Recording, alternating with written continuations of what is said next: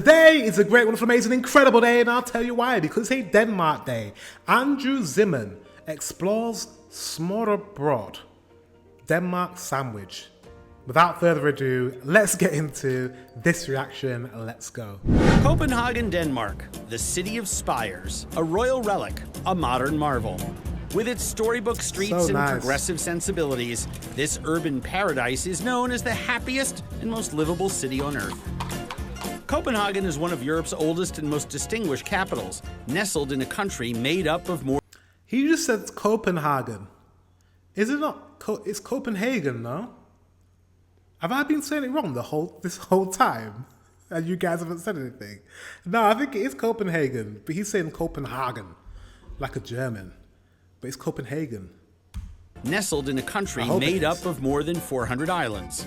First settled by Viking 400. fishermen in the 11th century, the harbor city quickly rose to great wealth and prominence.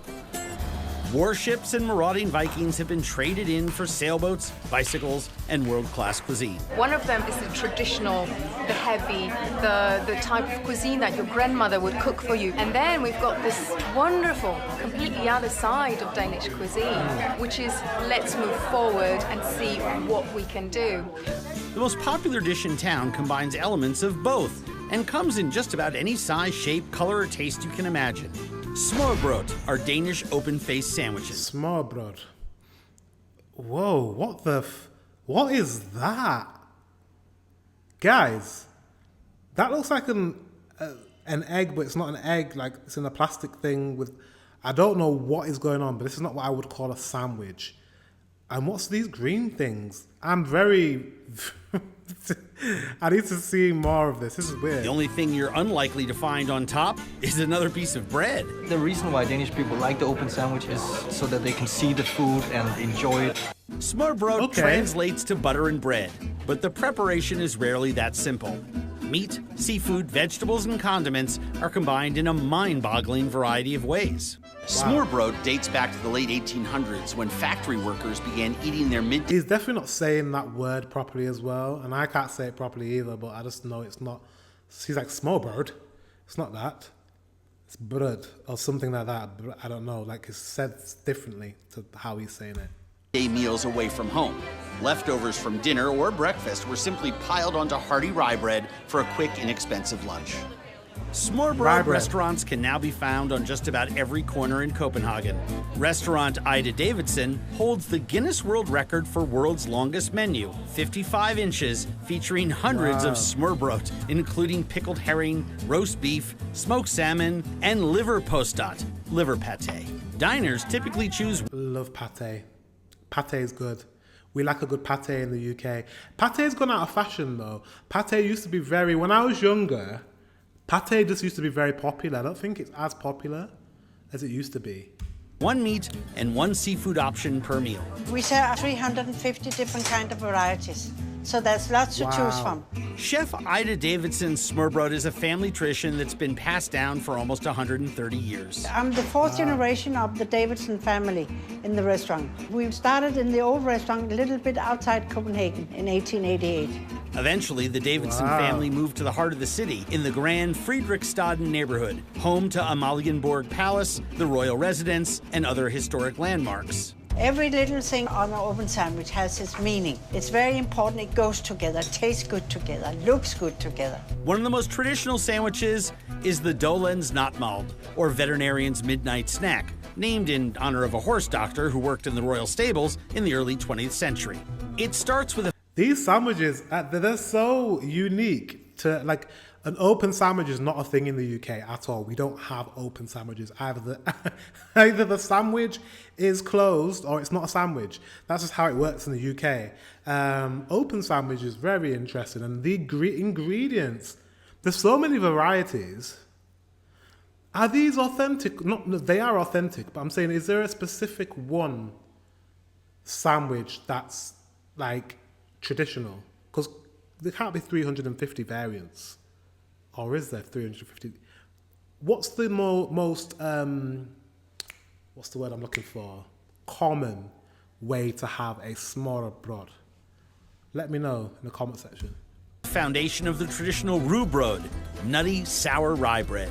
Ida dresses the bread with butter, liver postat, and a smear of pork fat. The liver pate is very tasty, with liver and lots of spices and things like that.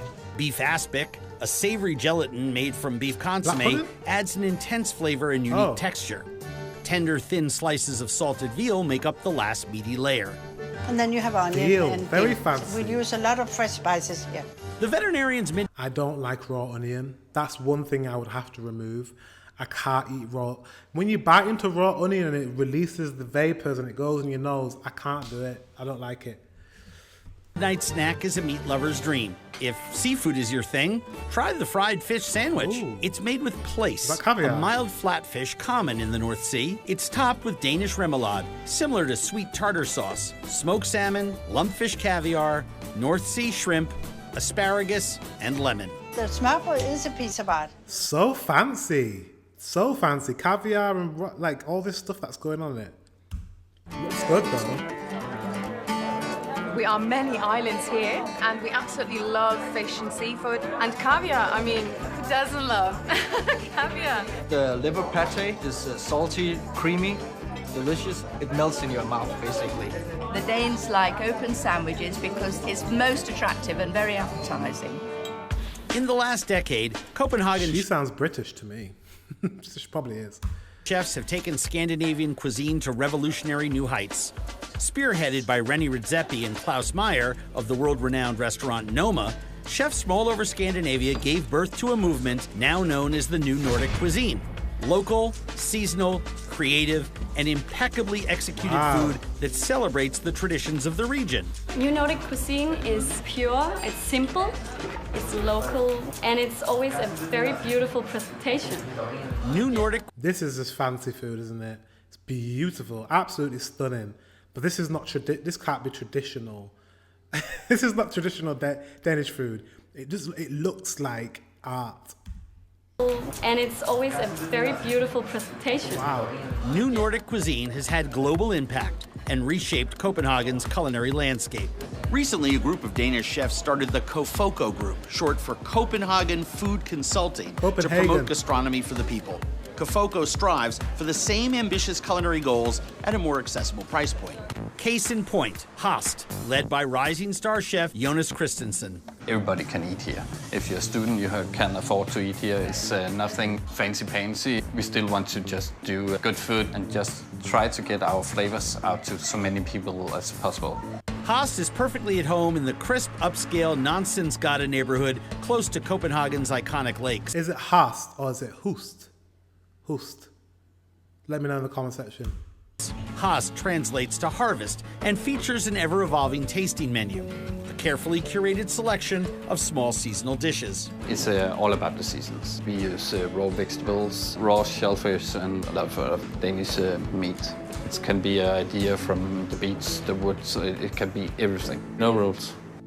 Late spring at Hast brings radishes, cress, and oysters, Danish beef with black currants and beetroot, a blueberry sorbet with brown cheese and herbs, and this marriage of land and sea. We have grilled burnt white asparagus, Danish. We have Norwegian lobster here. And then we have this braised whale shank terrine. So basically it's like a surf and turf dish. Norwegian lobsters, or langoustines, are hand-harvested from the North Atlantic Sea.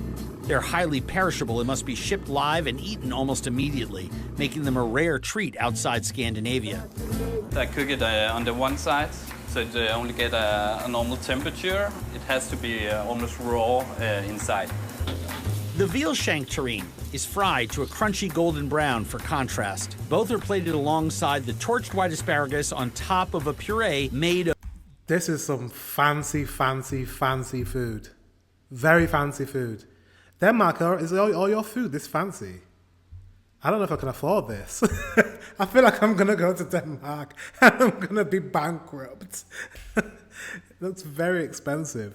It looks very good. Umami flavors for this dish, it fills up your mouth. Fresh seasonal herbs such as fennel and dried herbs like lemon verbena are a prerequisite in New Nordic cuisine. At last, we have the lobster butter sauce, and this is our shank with Norwegian lobster and grilled asparagus dish.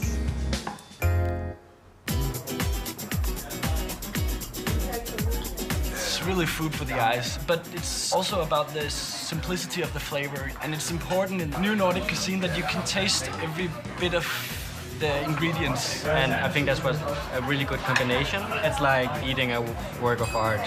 New Nordic means going back to some of the heritage that is Scandinavian instead of having food imported from all different corners of the world. Sort of going back to the roots. This is fancy stuff. The way he's talking about the food. Is Denmark like this? Fine dining? But dressing it up a bit, maybe.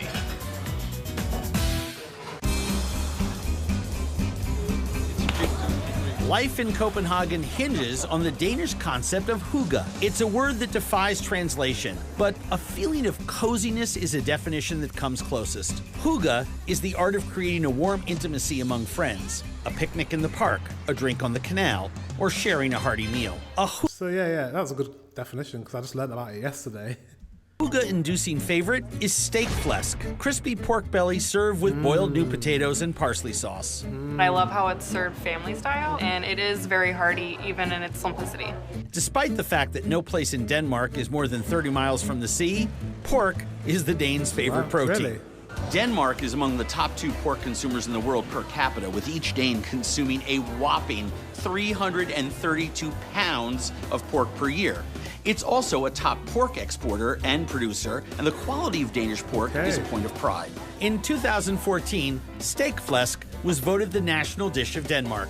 It dates back to the rustic country kitchens of the 1700s. Because in old time it was cheap meat. My grandmother made it when I was child. Chef Suzanne Rootloff runs the kitchens at Tobold Bodega in the old Bohemian Esplanade neighborhood. The name means customs house, a nod to the seaport at the end of the street. The building is from 1787, and there's been restaurant since then. Wow. Steak flesk has always been one of the most popular items on the menu. It's actually the rib from the belly, but steak flesk.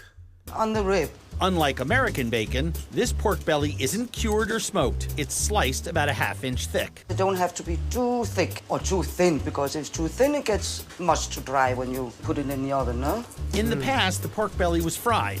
Stick means fried, but baking it renders the fat slowly and evenly, creating extra crispy pork. The only seasoning it needs is a touch of salt and pepper. So now we put it in the oven here. Very important, it don't get too fried because it will get dry. The most popular way to serve steak flesk is with boiled new potatoes and persillesovs, a white parsley sauce made of Danish butter, flour, and whole milk. Bon appetit. Nice. We have parsley sauce in the UK a lot, but we normally have parsley sauce with cod. In fact, we have this exact dish. I just realized we have this exact dish. I'm pretty sure in the UK we have a dish pretty much exactly the same. The only difference is instead of the pork, we have fish like cod or haddock with parsley sauce and new potatoes. Very similar.